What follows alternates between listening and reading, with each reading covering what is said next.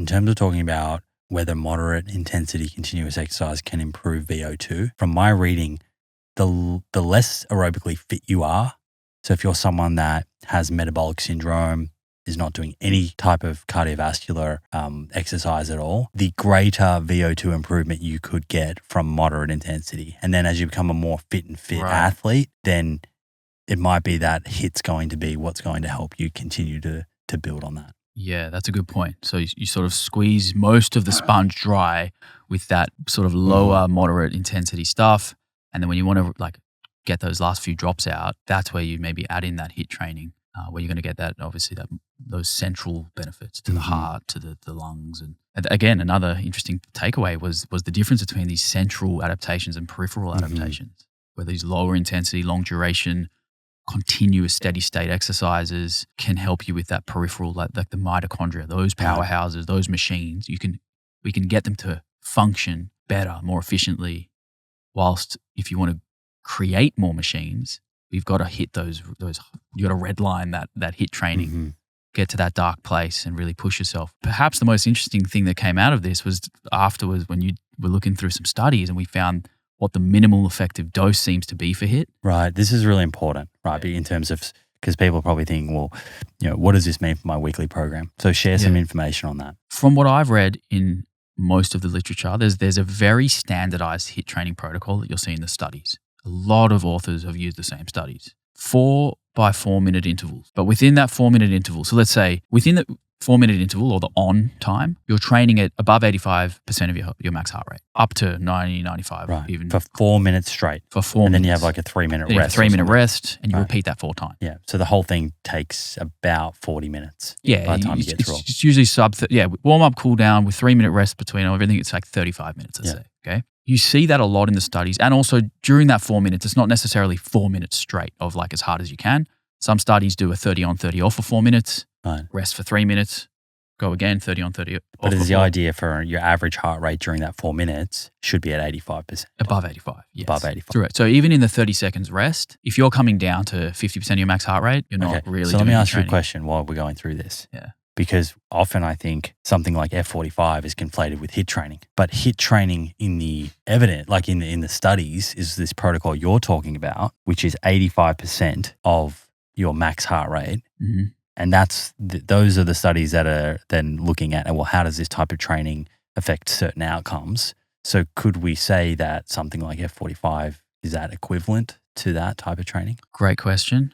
I would say it depends on the individual, how hard they push themselves in those sessions. Right. If you are coasting through your set of 45 seconds, let's say you're doing thrusters or burpees or whatever, those two exercises are pretty hard to coast through. But like I haven't done F45, so I don't know the exact exercises they do, but I'm sure there's a way for you to do it that's a little easy, right? If you're doing F45 hard as possible and pushing yourself in those 45 seconds, I think it's a 45 on, 15 off. Sorry for all the F45s out there if I've messed that up, but let's just say it is for the sake of this. You can do that as a form of HIIT. I bet you there are people who have a wearable device and they look at their heart rate and it's actually 85. So if you look at it and your heart rate, that's going to be the indicator, right? Yeah, if your heart rate's above 85 for that time. But here's the big caveat. The whole thing about this kind of training is there's an intensity duration trade-off. The reason HIIT training is so short by duration is because it's so hard. I don't think anyone could keep their heart rate above 90% for 45 minutes straight. I just do not think that is possible,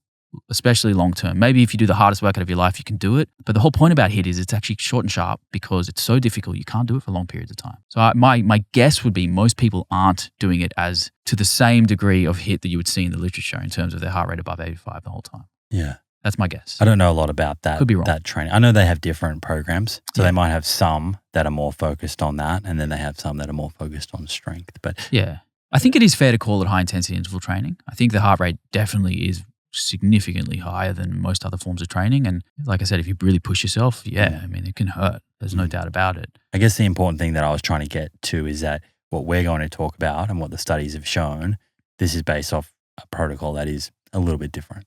Yeah, very different. But yeah, so most protocols are those 4x4s. But you found a study comparing a multiple set protocol, meaning 4 minute intervals multiple times in one workout. I did 3 in a workout. Three 4 minute intervals in that one workout compared to just one 4 minute interval. And they did that 3 times a week, both both groups. And the results were very similar after, I think it was a 12-week study from memory. Right. 12 weeks The later. VO2 max results Yes. were very similar. Yes. And then there was some slightly better improvements in terms of things like cholesterol, some of the metabolic markers Yes. with those that did the higher volume HIIT, which was 3 by 4 minute HIIT sessions 3 times a week. Yes.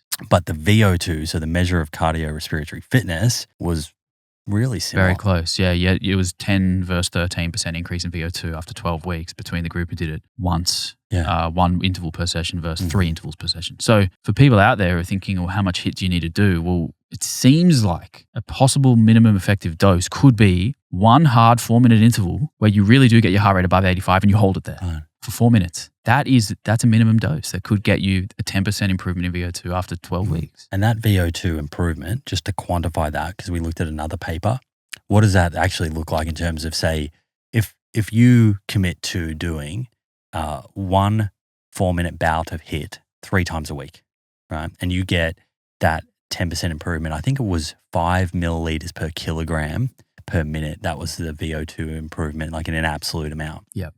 And when we looked at that based on epidemiology, so looking at a whole big population of people and where their VO2 max is and their risk of getting heart disease or dying, I should say, from cardiovascular disease or all-cause mortality, that improvement in VO2 max could be a 30% risk reduction.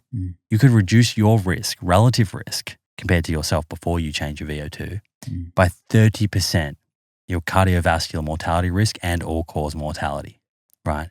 And that's just from committing to doing 3 4-minute HIIT sessions over a week. For 12 weeks. For 12 weeks, right? That's impressive. And so we don't know what is the added benefit of continuing on with that. Right. I would say because of some of those benefits for like blood pressure and some of the lipids that the higher frequency HIIT group got, who were doing 3 4-minute HIIT sessions 3 times a week. Yep. It may be depending on your baseline. Obviously, it comes down to adherence. So what can you fit in? But if you're someone with dyslipidemia, high blood pressure, then that might be more of a reason to try and get a few of these extra sessions in over and above that minimum dose. Absolutely. And I think it's nice to know that you can start at a minimum dose and work your way up. You can just add a second interval each session. So maybe you start off, you do for the next 4 weeks, you do that 4-minute bout 3 times a week. You do that for 4 weeks. And then for the next 4 weeks after that, add another one, do 2. And then the next 4 weeks, add a third, do 3. Just increase the volume over time. And then eventually maybe you want to do 4 by 4 minutes or whatever. Some people like to do 4 minutes straight. So in that 4-minute interval, you just hold a wattage and go as hard as you can for 4 minutes. Let's just break this down. I walk into a gym. Let's say we're going to do this on a bike, right? I've decided I'm listening to Drew and Simon.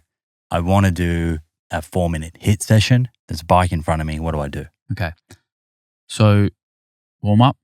You're going to jump on the bike. You're going to do 5 minutes at about 50 to 60% of your max heart rate. So you need to be monitoring your heart rate. It does help. You don't need to, but it definitely does help.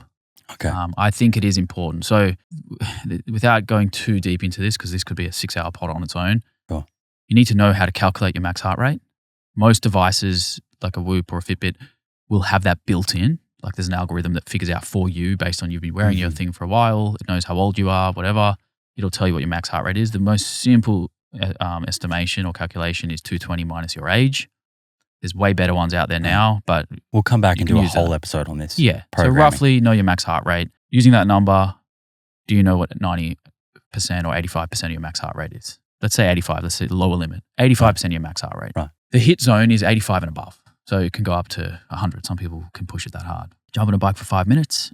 Warm up. When you feel ready and comfortable, we can start the first interval where you need a time. So most bikes will have a computer where you can actually see the time and the clock ticking. You're going to choose what protocol you're going to do. Are you doing 30 on, 30 off? Are you doing a 40 on, 20 off? What interval can you do and that you're comfortable with? And the fun thing about this is you can change this up week to week. This is part of the variety. Right. Because HIIT can seem so boring, but actually if you just play with those intervals, you could do 8 seconds on, 12 off or whatever. Like you literally can choose anything. But what you're trying to do is make sure that throughout that whole 4-minute block, no matter what on-off period you choose with that, you're going for 4 minutes and that heart rate you want to be at 85% or higher. Correct. And then it'll fluctuate. Like even in, say you do 30 on, 30 off. It's going to drop. It's going to come down a little bit, right? But the point is those 30 seconds should be so hard that the 30 seconds recovery is not enough to get you below your 85%, right? It's still very difficult. You need those 30 seconds. And they're going to feel like they go by like that, right? It's the quickest 30 seconds of your life. So what kind of bike is ideal for doing this? So you want a bike that you can change your resistance on. One that you push the up buttons or one I that think you're a twisting? knob. Yeah, when you twist a knob is probably the best. Right. And you want to pick a resistance that's not too hard that you're like grinding in gear 7, right? So if everyone's been on a bike before with gears, gear 1, obviously you can spin your wheels nice and easy. Your pedals just fly. It feels like there's not much resistance. Gear 6 and 7, you're grinding. You don't want to be grinding. We want the cadence or the RPM to be, I like to do mine at 90 to 100 revolutions per minute. Okay, so 90 to 100 RPM. If you're doing it at say 60 RPM on a really high gear, you're stuck in the mud, you're grinding. I don't think you're not going to be able to contract your muscles fast enough and enough times per minute to actually get your heart rate as high as you want to be getting it to. So it's picking the right resistance, knowing the RPM, hit those 4 minutes, keep your heart rate above 85%. Then you've got 3 minutes of rest. Now, in these 3 minutes of rest, don't do nothing. This is what people do, is they stop. You've just built up so much lactic acid that if you stop, it'll pull in your legs and the fatigue will be immense. You probably won't be able to do a repeat bout. Spin nice and light at 50%. Just keep the legs moving. This will clear some of that lactic acid so your muscles won't feel like they've got lead in them, right? And then you go again and you do the same thing again. Maybe you want to do 2, 3, or 4 times, have a 5-minute cool down, and then... Right. But we're coming back to what we were saying at the beginning, that study we were looking at that found an improvement in VO2 max in healthy adults of 5 milliliters per kilogram per minute, which, as I said, could equate to about a 30% reduction in risk of all-cause mortality. That was one 4-minute session. Right. So I just want to really put an exclamation mark on that. So if someone's listening and doesn't do any of this and thinks, I want to just get on and experience it, here's the challenge. 3 times a week, jump on and do what Drew just said, just for 1 round. Yes. So do your warm-up, choose if it's 30 on, 30 off, or 40 on, 20 off, whatever it is, and you're going to do 4 minutes of high-intensity work. Your heart rate should be at 85%, your max heart rate or higher. Do that 3 times a week. Yeah. Start there. Pretty simple. That's the most simple way to do it.